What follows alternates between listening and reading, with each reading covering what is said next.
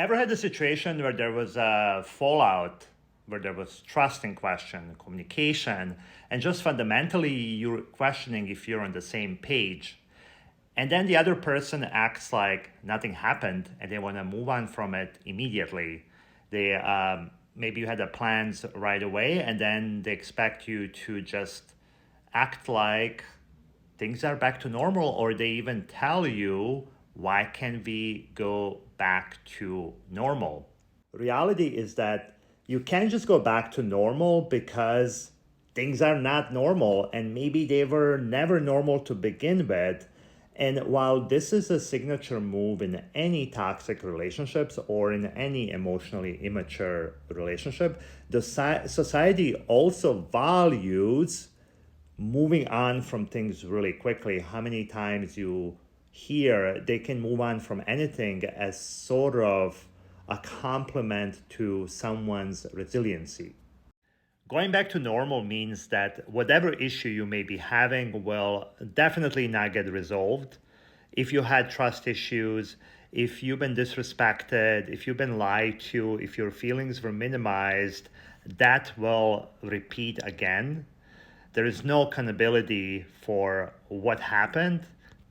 So you're expected to make all the adjustments. And my favorite one that I've heard many times is be the bigger person and just let it go. Sweep it under the rug and move on.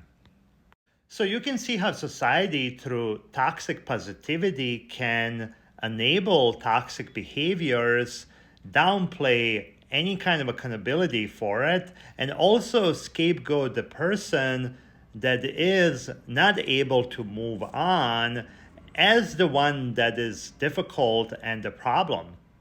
I actually was not going to this direction in this video, but I'm thinking about how this is exactly how truth tellers become scapegoats in the families, also in the workplaces, because it's threatening to keeping up the appearances. It's threatening to narcissistic image.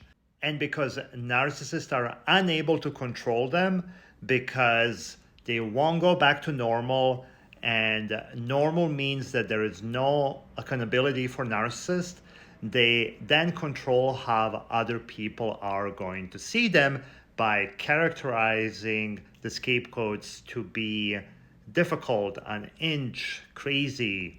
So in narcissistic systems, you have options to sweep things under the rug, minimize how you are feeling, and put on the pleasant face, cheerful face.